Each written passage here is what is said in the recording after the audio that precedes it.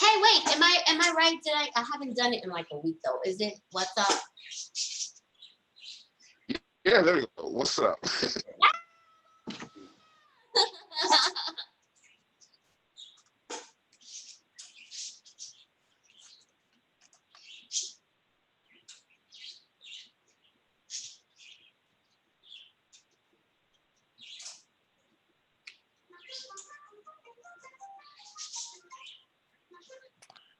Hello, everyone. Thank you for joining. We're going to be getting started a little after 2 o'clock. Just waiting for a few more participants to join. All right.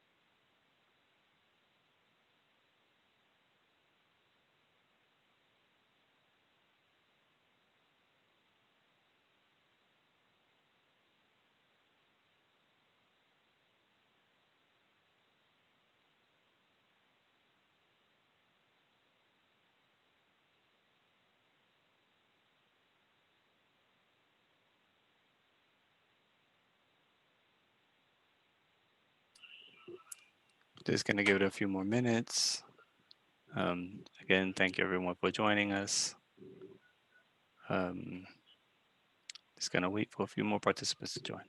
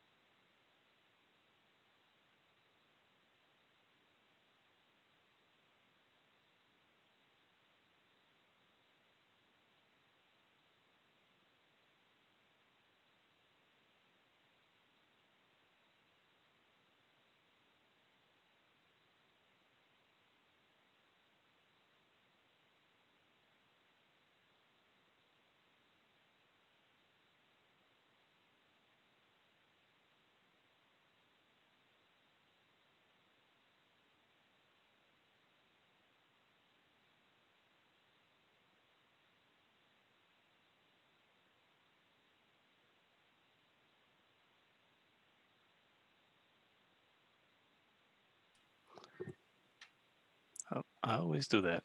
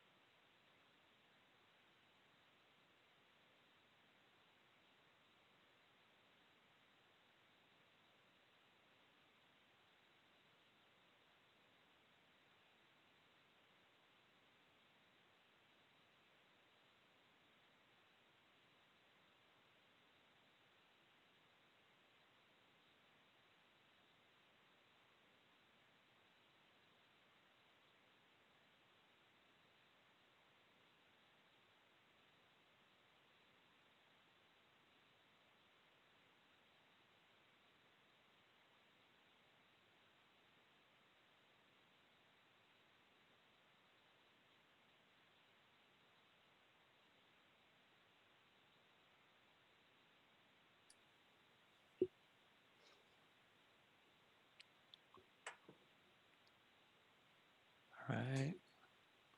1 or 2 more minutes and we'll get started.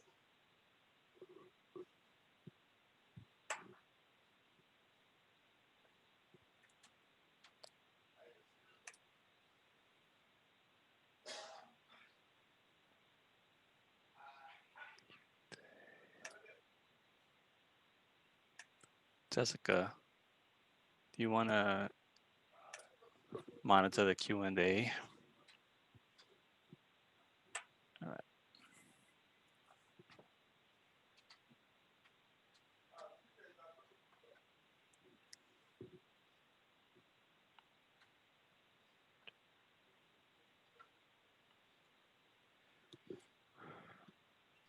You didn't answer my question. I said, is my camera better?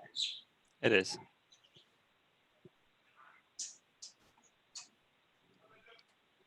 All right, let's get started.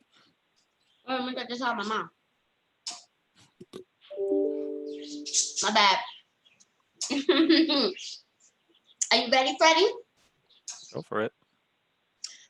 Hi, everybody. I'm Jessica with BCID. Hope you guys are doing well on this gloomy day here in the city.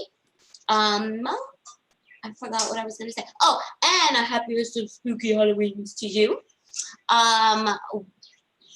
Today we are here with the wonderful Bill, right? We said Bill, not William, right? Yep. Okay, great. Yep, Bill's good. Yes. And a few housekeeping rules before we start. You can go ahead and put your questions in the Q&A section or in the chat box. And we also have our wonderful ASL interpreter here today, Brandon. So you can go ahead. Oh, wait. No, yeah, you can go ahead and right click on his name and pin him if you want to just see him only or need to just see him only. And my name is Jose Hernandez. I am with United Spinal Association's New York City chapter, also known as NYC Spinal. She already covered everything, but we also are using a service called Otter AI for our closed captioning. If you need that service, I put the link in the description. So you click on it and you can follow along. And now I'll turn it over to Bill, and you can do your introduction and share the slides, I believe. Yeah, okay, great. Thanks, Jose. Yeah, my name is Bill. I'll share my screen here.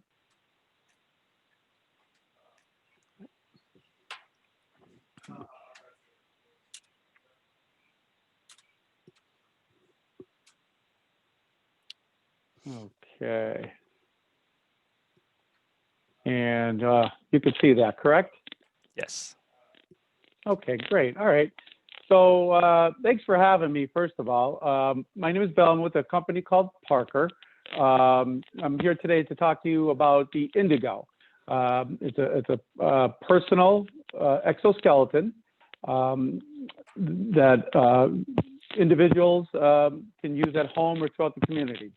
Indego also makes a therapy exoskeleton that is used throughout different facilities throughout the world. But today's focus is more on our personal Indego exoskeleton.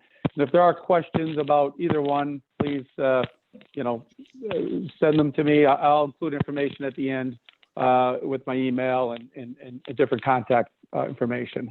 Hey, Bill, I'm going to stop you really Yep. quick. I think your mic is hitting your jacket and it's making noise.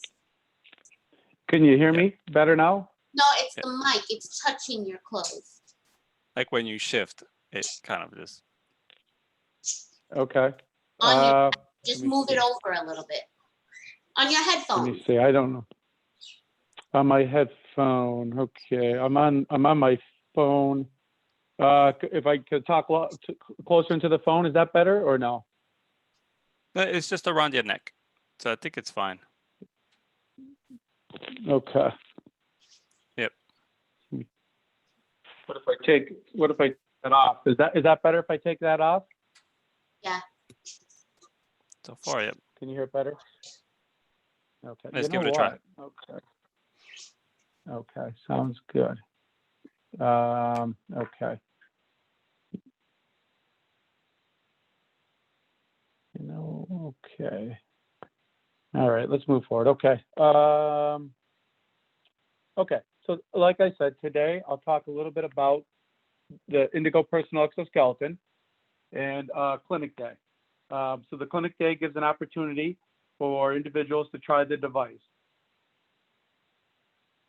Okay, a little bit about Parker. Parker is the name of the company that makes the device. They're a Fortune 250 company, and we're based out of Ohio.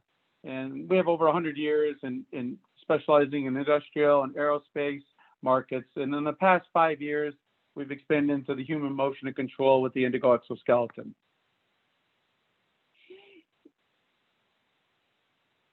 So what is an Indego Personal and how does it work? So an Indego exoskeleton is a powered lower extremity orthosis. There's motors at both the hips and knee joints. And it has a carbon fiber AFO at the ankle joint. So that allows individuals to be able to walk on uneven terrain. How it works, it's basically in sitting, an individual would lean forward to stand up. In standing, they would lean forward to walk. And to sit down, they would simply lean backwards. And there's just a short little video of this gentleman walking.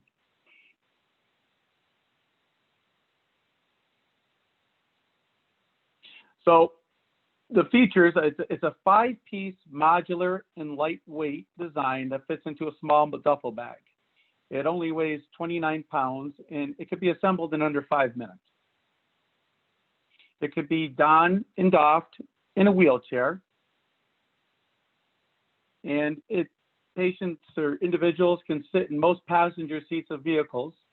Here's an example of an individual where it was set up at home and being able just to transfer in it and quickly set up.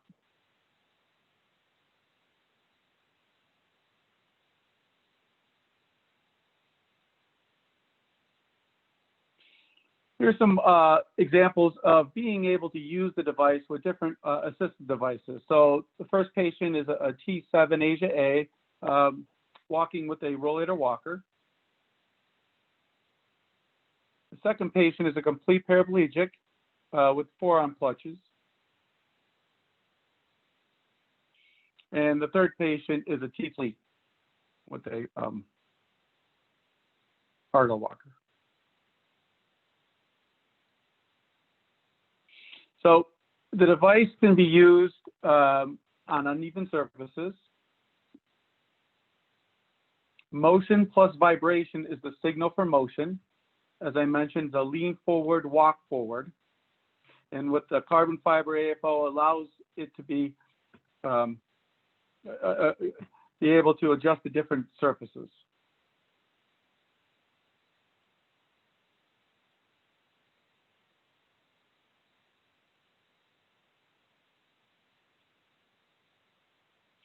So the device is controlled by a wireless Ipod app controller. So it's an app that's it could be put on someone's phone or it comes with an iPod.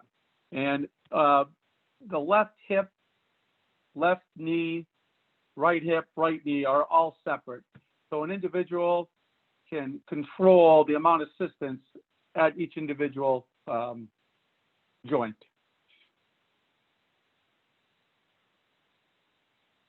And this is called variable assist.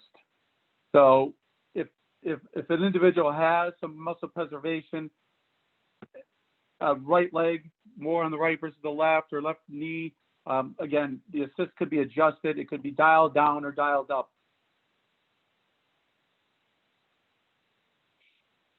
The device also comes with another feature. It's called Advanced Gait.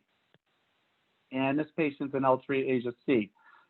And this feature allows individuals to walk at community speeds. So once an individual becomes comfortable with the device, then the next stage would allow them to be trained on the Advanced Gait feature.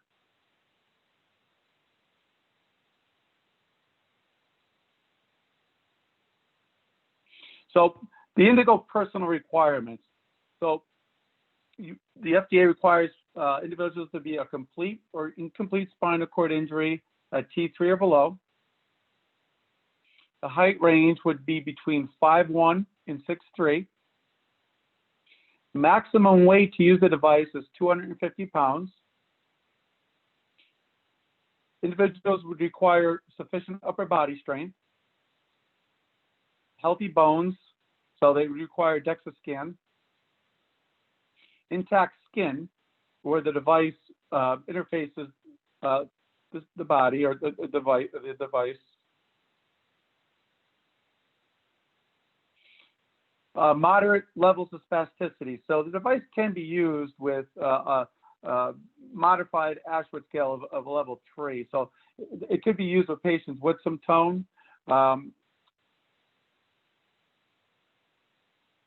And then range of motion at the hips, knees, and ankles would need to be within functional limits. And this is all done during a screen by our therapist, usually when they get in the device or a phone screen prior to using the device. So here's an example of an individual in the community, T11, Asia A.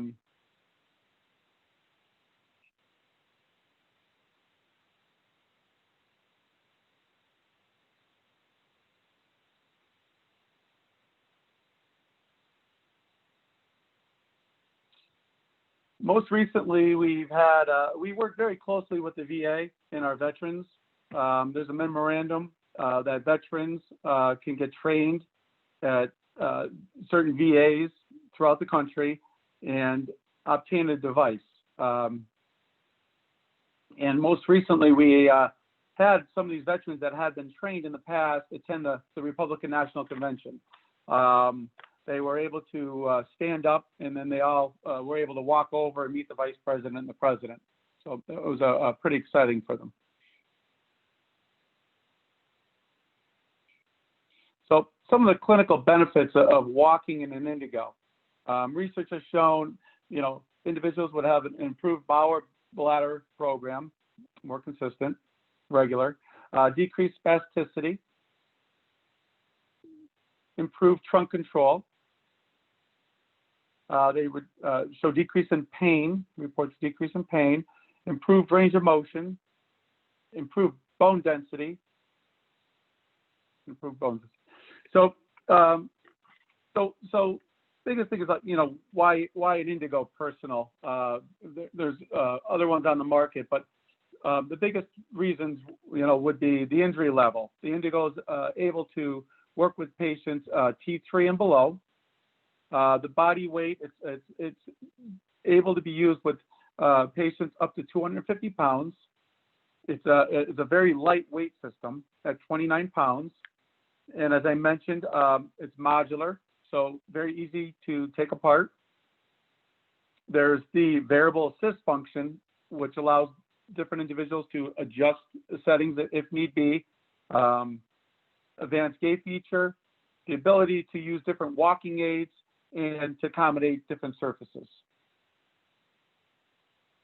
So what we do, interested individuals, they attend, sometimes they, will attend these wellness centers throughout the country or different rehab facilities. We will partner with these facilities and we offer what's called a clinic day. And these clinic days basically are opportunities for individuals to stand in the device. So we allow individuals to get up for about 1 to 2 hours and walk around in the device. And we set this up typically with the clinics, and they typically will reach out to their patient population or throughout the community. Speaking with you today, it's more of a backwards approach, where if there's interest after this call, you would reach out to me, and then what I would do is find a location where we would set up a clinic day, and then we would invite individuals that way. Who could participate in this day? It's we do have a medical clearance form, which if there's an interested person, they would speak with our clinical specialist, and they would have to be qualified. So some of the things, like I mentioned, were bone density, weight, T3 and below. So there are some different, screening process they would go through. Afterwards, if individuals do try the device and would like to pursue it further, then what we do is our clinical specialist will actually now screen that individual and allow them 4 hours in the device, 2 in the morning and 2 in the afternoon, allow them to utilize the device, walk in it outside, transfer, and then if it goes to the point where they actually do want a device, then patients or individuals would attend one of their facilities and be required to achieve 30 to 40 hours of training with a trained healthcare professional before taking the device home. So there's different ways, as I mentioned. You can always, if you want to hear more information about these days or more information about the device, the personal device, you could visit our website at www.indego.com. There's different sections for the personal device, the therapy device, the veterans. There's a contact form. You could email me, and I'll send you information or get back to you. You can call us. Now, as I mentioned, we also have the therapy device. The therapy device is something that's where facilities would purchase a device, and they do some training with patients there. That device now has different FDA regulations where patients C7 and below can utilize a therapy device, as well as CVA patients. So there's some of the FDA requirements for the therapy device. So, and that's all. So I mean, I'll leave it open for questions, and I'll stop sharing here. We got a question from Esther, and it says, "Is it like the Exo?" So the Exo doesn't have a personal device. So what I spoke with today was just our personal device. So Exoskeletons is it looking to accomplish the same thing in therapy-wise, neuroplastic change? Yes, but again, that's more of a therapy device. The personal device is more geared towards being able to use it at home, throughout the community. It's covered by different workman's comp. Like I said, the VA does cover the device. There's other ways to finance the device through fundraising, and then there's the self-pay option as well. Okay. And we have another question that I cannot find. Oh, from Nancy.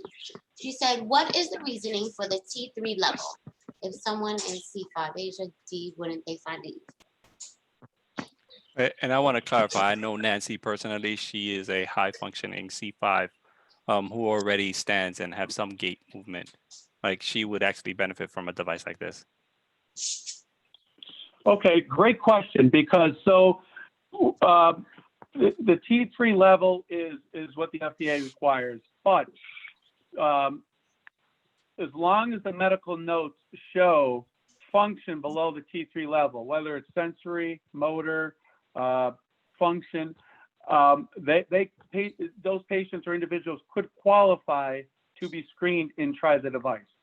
But that would be something that would have to be in the medical notes. Okay. And Barney says, "Do you see a future time when stair climbing might be feasible with this system?" Yes. Sorry, Yes. question.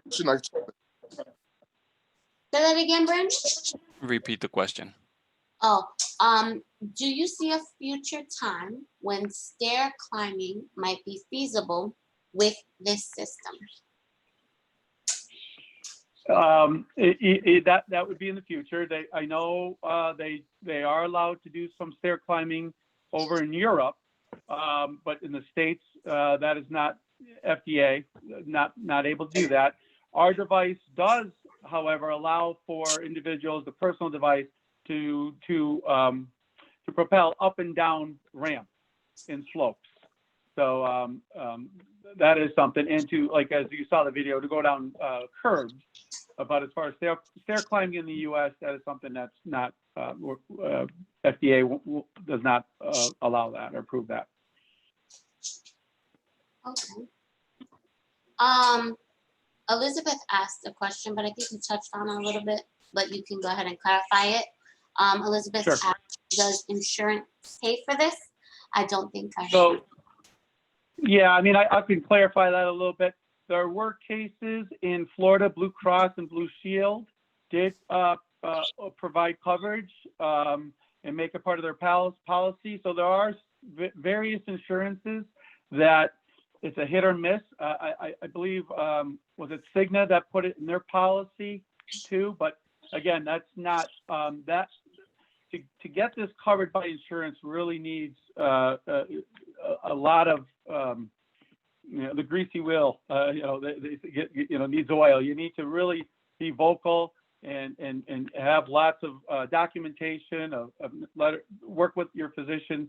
But overall, in general, insurances are very difficult. They don't normally pay for this. Okay. And Sanjit, I'm sorry if I'm saying your name wrong, asked, where can we fill the medical clearance form? Please share the link, as I'm looking forward to trying this device.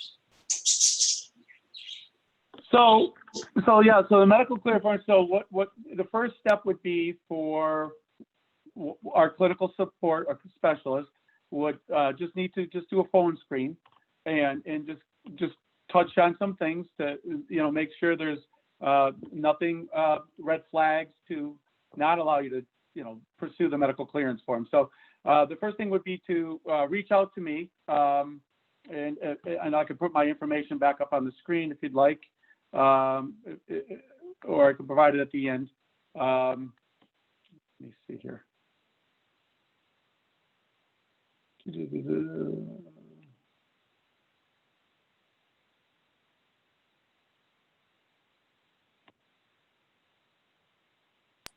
You can also type it into the chat and someone will be able to copy it. Oh, there we go. Let's just do that. I could do that.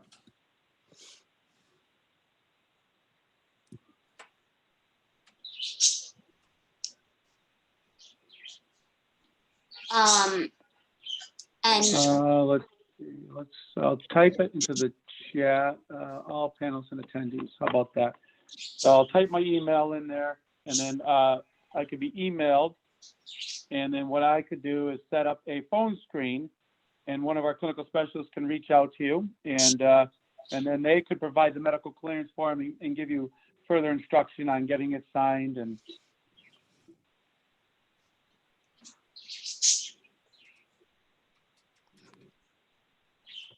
all right. okay. so Esther asks, I have a TBI. Can I try it? So a TBI right now is something that's not indicated for a home device. FDA is very strict on which patients can get the personal device, and that's at the certain level, T2 and below. For a TBI patient, there are certain facilities that do experiment using the exoskeleton with their devices. I believe Exo actually just got TBI, FDA just approved it for a therapy device. So that is something that I believe can be tried in a clinic. And then, as I mentioned, some other facilities do use our device, but FDA has cleared it for therapy use only, not for home. And Elizabeth asked another question, and she said, what is the cost? So the cost of the personal device is just under $100,000. Cool. And we, as I mentioned, we have worked with different fundraisers, and I can provide information. We've had a few individuals that successfully fundraised. It took some time, and we're able to obtain a device through that. And then there's different ways that, we've gotten involved as well with our device to help certain individuals, be able to fundraise. I have a question.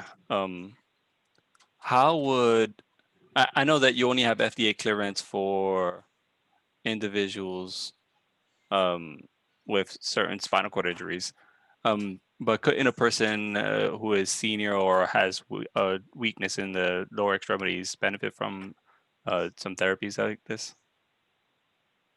Absolutely.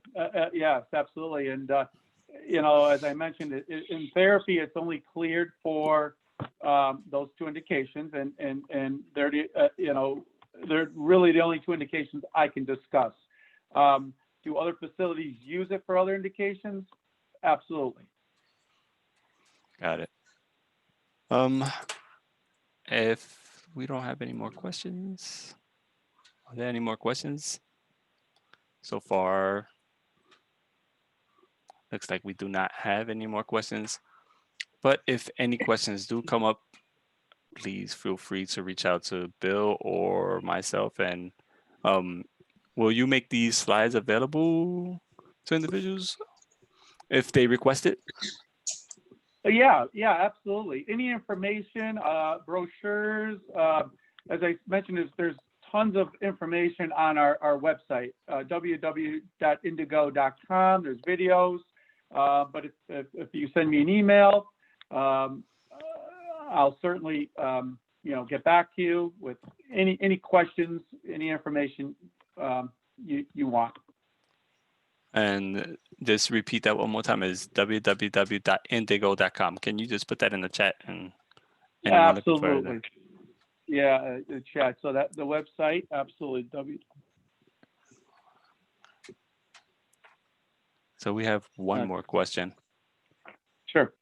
How many people in the New York City area are actually using the device at home right now? Yeah, that's a tough one to answer. So for personal use, so we, as I mentioned before we started, we work closely with the different veterans, the VA, and we work with the Bronx VA specifically out there, spinal cord injury, and they do research. So there are veterans that have gotten trained and use the device at home. Specifically in the New York City area for personal use, I actually don't know, to be honest with you. I don't know their locations. I don't know if there's anyone in actual New York City that's been trained right now. We do have a device in Rusk, New York, NYU Rusk Institute has a device, a therapy device. They have not had anybody trained on the personal device, and that was something we were going to progress to this year, but COVID has changed and delayed a lot of things this year. So I have one more question. I was gonna ask mine first. Go ahead. How, since like you said, most insurances don't pay for it, then what about like maintenance work and repairs? How does that work? And what about, I'm sorry? Since most insurances, don't cover it, my brain turned off. Oh, what about repairs and maintenance? Like what's involved with that? Oh, sure. Yeah, no, absolutely. So there is a preventative maintenance plan. So, after the first year of purchase, it's 100% coverage. And then subsequent years, the individual would be required to pay for preventative maintenance if they wanted to plan, or they would just pay for, as needed, a la carte, as things break down, then they can certainly ship it to us. We send out a loaner device while we fix it, and then we ship it back. So usually an individual who's actively using it never goes a day without having something. And my question is, how does the therapy device differ from the personal use device? Okay, so the therapy device, the personal use device is pretty much sized small, medium, and large. So that's usually to fit. The therapy device allows therapists to, during a busy day, they're seeing patients on the hour. So if they have, back-to-back Indego users, they're able to quickly adjust the device with a tool. And it allows for a quick setup for a therapist to change. So that's something that's not needed on the personal device. But the therapy device is also modular, just like the personal device. The therapy device is a little bit heavier than the personal device because it does allow. And the therapy device does have different software. So we have the variable assist on the personal device. The therapy device, does allow patients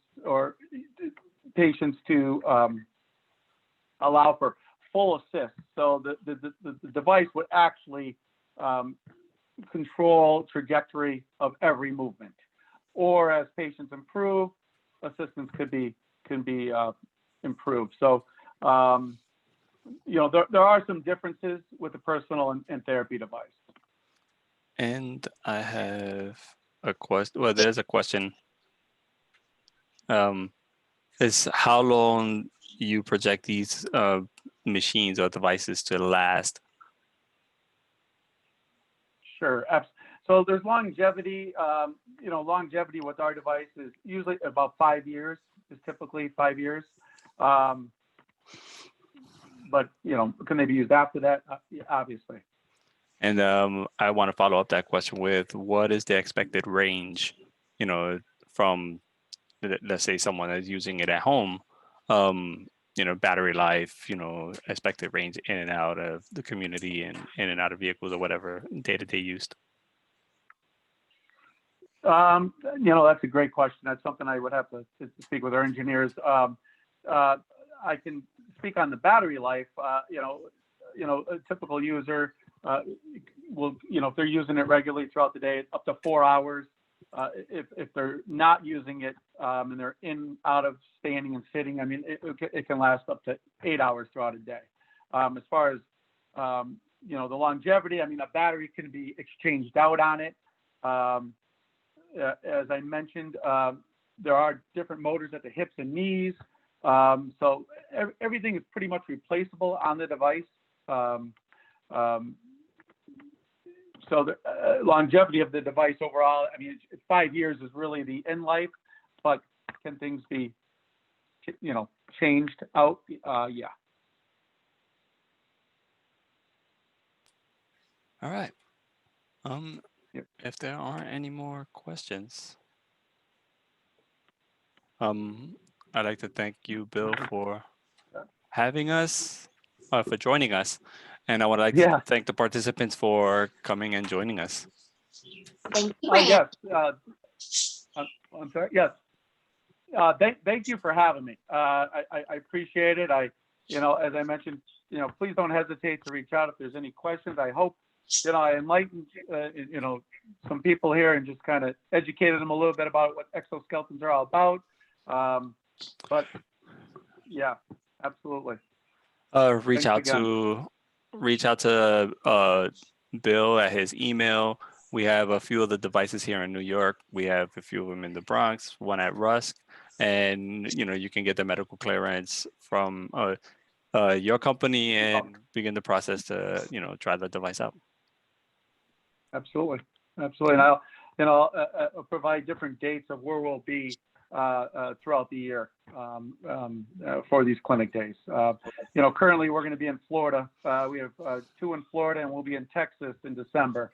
Nothing right now in New York, and that's something I'm working with some of the different locations right now to set something up. So absolutely. Cool. All right. Thank you very All right. much. All right, thank you. You have a great day, everyone. All right, too. bye now. Bye-bye.